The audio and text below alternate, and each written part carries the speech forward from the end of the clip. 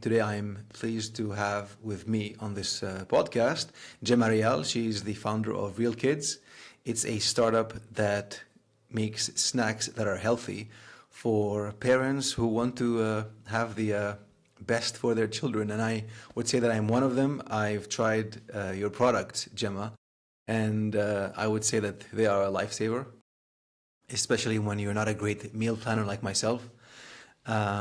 So thank you very much for taking the time to have this call today and to catch up. Yeah, thank you so much for having me. Yeah, pleasure.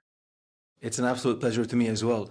So the idea, Gemma, behind these podcasts is you're a founder, I'm a founder, and it's a very big challenge to start something new and to start a company. It comes with enormous challenge. For me, it wasn't really a path that I had a very clear vision for. It was something that I kind of stumbled upon. I was fortunate enough in a certain time of my life to pay attention to math, and I was really lucky. It wasn't something that I strategized, and that allowed me to do what I do right now. So along the way, I wasted so much time, I wasted so much money, I wasted so much energy. I didn't really know how to focus. So the purpose of these calls and these podcasts is to talk to friends, to old students, with inspiring stories and how they were able to find their vision. And so that's what I wanted to ask you about today. Who you are, how you started, and ultimately how did you find your vision? So yeah, thank you so much. So I think it's a quite, I would say, tricky question because if I think about it, I'm Gemma Rial. I'm from a small village in Catalonia called Santpedor. And even when I was a little kid, even though you are exposed to such a, your context and you don't know anything else, I always had in me that I wanted to travel, to see the world, to see different realities. And I can see this now. So most of my friends back in school, they're still living in the village, which is absolutely fine, by the way, but they didn't have this urge to see the world and to see different cultures. I was different. So in my case, I was the only one in my family or the first female who studied at the university. Okay. I studied at SADE with a scholarship. And then I went to India to do my MBA. And then I started my career in London. I work in so many different countries, Colombia, and it's been very exciting. I would say from when I was 20 to 30, I've been outside of Spain, working Okay. in different countries. And even my husband is English. So it's always think in me that I had that. And as well, I think it's very good to listen to yourself. So I've been in different jobs that I knew they didn't fulfill me, or they didn't reach my potential. But I learned so much for each of those individual jobs. When you are on it, you feel that you're wasting your energy, you're wasting your Okay. time. But looking back, I think each of those experiences, they teach you something. Okay. Also, yeah. So would you say therefore it's well, what's interesting is, okay, you come from Catalonia, and there are a lot of great entrepreneurs from Catalonia. So there's like the entrepreneurial drive or spirit exists a lot over here. And so what you would tell me is that it's, first of all, it starts off with the urge or the desire to see the world, to see something different. You're looking for something. So there's something inside you that tells you, I want more, I want things that are different. So would you say that that's where it starts? Exactly. You need to listen to yourself sometimes, why you feel frustrated, why something Okay. right. And sometimes the answer is on you, Maybe you need to change your context, you need to be more exposed to different experiences. Just when you are young, you don't know, Yeah. and I didn't know what I like. I will never Okay. into found, you know, um, like a startup, like in foods and, snacks for kids. But I, Yeah. I always knew that I wanted to do something bigger, and to have an impact Okay. in people's Would lives. you say, okay, so there's this idea that I want more, this is not enough. Even though you appreciate it, you enjoy the environment that you live in, you think that, but I want something more. And in your mind, it wasn't so much about having a company, but it's about creating something that makes a difference in people's lives. Completely, completely. Where Because do you think, where do you think that starts? I mean, in my case, and it's very personal, I remember when I was in India and I was 20 and I came across this book about social entrepreneurship, you know, Okay. I never heard of. I had the image of, setting up a company, just pure capitalism, which is, I mean, Yeah. profit and you need to make it work. But I never associate the for good for profit, right? And that Okay. went really my mind. And when Yeah. in my previous jobs working with multinationals, I mean, I work with Okay. companies. I always thought there is always or must be a different way to do things, that is not Yes. always about profit. And I see it in the food industry, right? Yeah. I'm fighting against is the traditional food industry that what they are looking for is profits in the Yeah. expense of, yeah, like For sure. Like the health. completely health, like putting really bad Yeah. ingredients that they create chronic diseases, inflammatory. Yeah. So that's something that I said must be a way that doesn't compromise health and people's lives. Yes. I mean, it's a really important initiative because it's very it's very exhausting, right? When I think about myself, like um, as a parent, so I'm you always feel guilty, like am I doing the best possible thing? And you're trying to look for a snack that is fast, that is on the way, and so it does really solve a huge problem. Did you when you decided that, okay, like the starting point was called like this desire to do something different, this desire to see different parts or different ways of being in the world, really, Mhm. and that caused you to travel because you wanted to experience something new, knowing that you do want to make a change, and then you traveled to India, and then you understood that, you know what, okay, it's important to make money, because to make money, when I make money, I can actually make a change, and you can create a company and you do things on your own terms. So my question is the following: okay, when we think about vision, Mhm. right? So the traits is wanting more, wanting to experience the world and looking for different experiences. How did you, when you felt, okay, this is something that I can do, how were you able to transform that vision into a reality? Because, and I mean, it is a challenge that I have on a daily basis, and you understand it really well, because there are a lot of tools, a lot of courses, a lot of methods that I would like to create that can help my students, but to actually transform it to a reality makes it is very challenging. And you think, okay, wow, now with AI I can code and I can create so many tools, but it doesn't solve the problem, because to actually deliver this product to people in a way that actually solves their problems is not really easy. So how did you transform your vision to a reality? Like, what are the steps that you took? Or maybe it was a sequence of steps. I think it's a sequence steps, and sometimes you don't realize. So it's true that we live in a world that there is so much noise, and you are Yeah. constantly looking, and it's like, why not this? Because I mean, at the end, you need to prioritize and put your energy into something. And hopefully, first, before jumping into it, you need to look at it. Is there a big market in it? There is. So Yeah. I will explain my case. So I had this burning desire of doing something, but I didn't know what to do. So I Okay. literally breastfeeding my second kid. He was like newborn.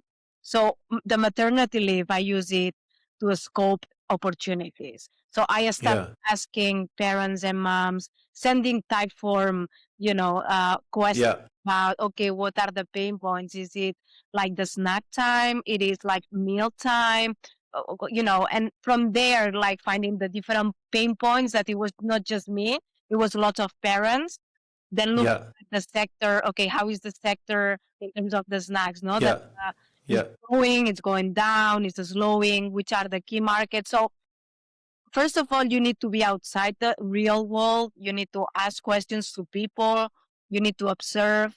Um, and then, because you're gonna spend so much time and energy and even money, on it, you really need to feel passionate. So in my case, my pain, and I remember being in England when I was living in there, I could see like Tesco's and Waitrose, and they had so many aisles with healthy snacks for kids. Coming back to Yeah. Spain, there was absolutely nothing. But I saw parents having this need of, I need something better. So, I Yeah. think the dots, and then I'm not a nutritionist. I studied in a business school. So I said, okay, I want the best nutritionist to be in here to formulate with me, the snacks. So I took this commitment very personal, and I approached Lucy Upton. She's in the UK, and she was very, nice to say, yes, let me help you out. Let's see how can we bring these healthy snacks into Spain. And one of the things that she was telling me, and now it's a big trend, is that there is deficiency in fiber, you know, Okay. and now with humans, and especially with kids, because they don't need enough fruit and vegetables. So she was telling me, let's do something that we can give apart from, like some food, like we can give them some good, which is basically what fiber, and I want to explain to my kids, is that you give this food to your microbiome, like the little gut health. Yeah. So it's very important to have a strong immune system, not to be Yeah. sick. And so I would say that it's, in order for me to find what I wanted to do, I had to just ask myself what I'm passionate and ask to other people if there was an opportunity there, right? Yeah. That It's was very my. interesting what you're saying because it's like what you're saying is, and I'm trying to create points so that whoever's listening to us can have these action points that they can follow. So you started off by, when we think about, okay, urge to see the world, and then because you wanted to do things differently and you had this idea that I want to make a difference, right? You want to give back to the world that you feel that you're part of. And so you traveled and you exposed yourself to different experiences. And even though they were perhaps not the thing that is your calling in life, you try to make the best of that experience and learn all that you can. And then you actually started to think about solving your own problems. And I think that is interesting because it's the advice that a lot of entrepreneurs who are experienced, or a lot of investors give, which is try to do something that solves your own problems. Mhm. And usually, if it is something that you need, perhaps other people need it, because it is really very true. Like, I'm not a great planner for meals. It's a huge challenge, like that we solve on a regular basis, me and my wife. And our concern is, but how do I actually save myself so much time and create a meal that is healthy for my child? And so you thought, okay, I understand. This is what I want to do. You asked your friends. You identified what it is that you know how to do, and then you identified what it is that you can't do, and that is the role of the nutritionist. So you found allies, basically. Exactly. Would you say that that is correct? You found an ally that shared your vision, and they closed the gaps that you have. And then from there, how do you maintain an alignment when you say, like, you arrive to a point where you now work with a team or your allies? How do you stay aligned along the same vision? Do you feel like that was a challenge for you, or is it something that naturally came easy? Are you a good leader? Yeah, What would you say? I think I mean, you cannot do this job alone, right? So in our case, for example, our next step was to find a production company to produce the bar, Yeah, because when you go, I mean, it's a business to go with the scale, right? We are now in Carrefour nationally, growing yeah, um, into different markets as well. And the thing is that you need to align your values with the production company for sure, because they are the ones that they need to really pay attention to the formulation you gave them, to the quality of the ingredients. So I would say you need to pick the right partners, because very easily, you can have a vision, but then the key is execution. You okay, compromise on the product, on the quality of the product, on the way it's presented to the customer. Uh, for example, in my case, I really love, me and my team, to do a lot of sampling sessions. So you are at okay, supermarkets, you can see the reaction, you can speak with parents, to the kids. yeah, You learn so much by, real interacting, interact, yeah, rather than yeah, be behind the scenes. So it's like, okay, yeah, what can I learn? And ask questions to kids. Kids are great, they are honest. They're very intuitive. They will really tell you exactly what they're thinking. I think they will really give you the best customer feedback. They won't sugarcoat it. Exactly.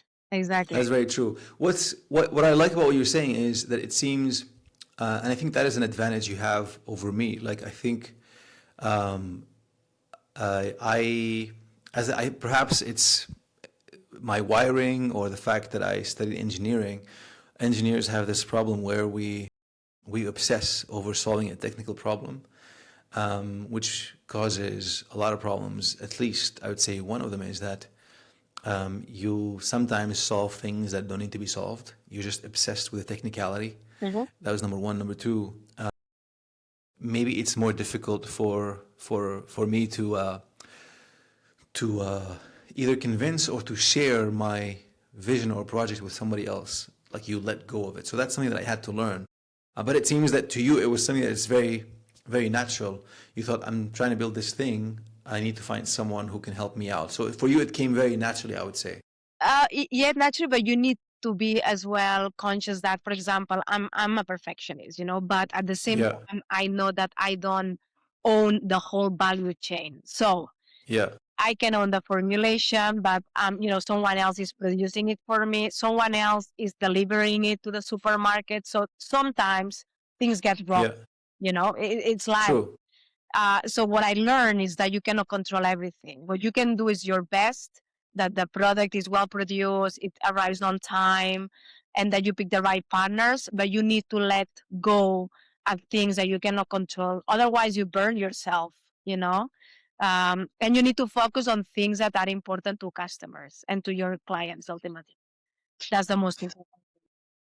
I think there's like you shared things that are really very wise, and so far what I understand from you is the following. I'll always go back and I'll start. Maybe it's my habit as a teacher. I always try to summarize and make sure I understand where I'm starting and where I'm ending. I always used to use that phrase, start with the end in mind. I don't know if you still remember it. Yeah. So I'd say that the call, like you feel this desire that you want to see the world. You're curious. You want to see what other ways there are in the world to be and to do things. And you decided to travel and immerse yourself in a lot of experiences. Even though they were not your calling, you used those opportunities to learn about yourself and to learn about the world, to acquire skills. And then ultimately you found your passion. But what I like is that you said like you were mature enough to understand that you can't do this on your own. And you need allies in life. You can't go at it alone. That's very important advice. And I think this is really important, especially today, because we feel like we can do anything on our own. And I don't think it's true. So like you can go on ChatGPT or Perplexity or on Claude now. And so there's always this new tool that makes you feel like you can go at it on your own. And I think it's very detrimental in many ways. Yeah. From a personal standpoint, but also if I'm trying to build a company, you need to be mature enough and you need to pick your allies and you need to align your vision. So that's what I understand so far. And I feel like also you need courage, right? To actually do all these things. You need a lot of courage and you need a lot of persistence. Things they don't come easy. I think that the thing that I learned just by experiencing, sometimes when you have a 9 to 5 job, so, you do your job, you get paid, that's it.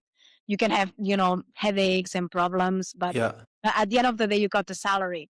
When you are into the more setting up your company, you need to find the boundaries to disconnect. You need to self-motivate yourself, because not everything goes as you plan. So there That's is, very true. I would say, it's you learn so much about yourself, and as a person, and you need a lot of mental control. That's what I learned. Yes. It's the key for persistence, for keeping motivated, to think bigger, And to be one's biggest fan, right? To be your biggest Totally. fan. That's very true. Yeah. What would you? So I think the last question that I would want to ask Gemma is, what would you tell your 20-year-old self? So someone out there who wants more from life, and whatever it is that they're experiencing right now is not enough. What would you tell them? I would say don't be afraid. Don't be afraid. If you are not in a context where, just find people who can help you out. So what I've seen is that people are happy in general. I mean, I found, and I put an example, some of my investors, I read an article on La Vanguardia and I literally LinkedIn and emailed them. So, even though it seems that people you are out of reach, don't be afraid. They are humans. They are willing to help. Think big. I really believe into manifesting really deeply.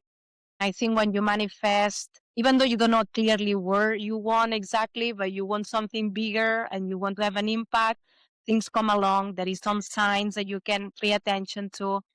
So I would say don't be afraid and use your 20s, like when you are young to make mistakes. Everyone makes mistakes and you learn from everything. Every single experience is valuable.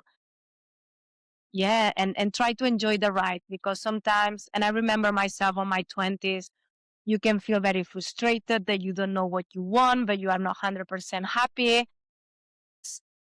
Busy on yourself, just, get the experience, listen to getting to know yourself because you don't know yourself as when you are a father or a mom, That's very true. you don't know how you're going to be as a mom or as a dad, it's a learning process. So allow yourself to learn from anything, from any single role. That's my advice. I think that is excellent advice, Gemma, and thank you so much for sharing your experiences and your time today. I really appreciate it. Thank you so much for having me and for having this opportunity I have.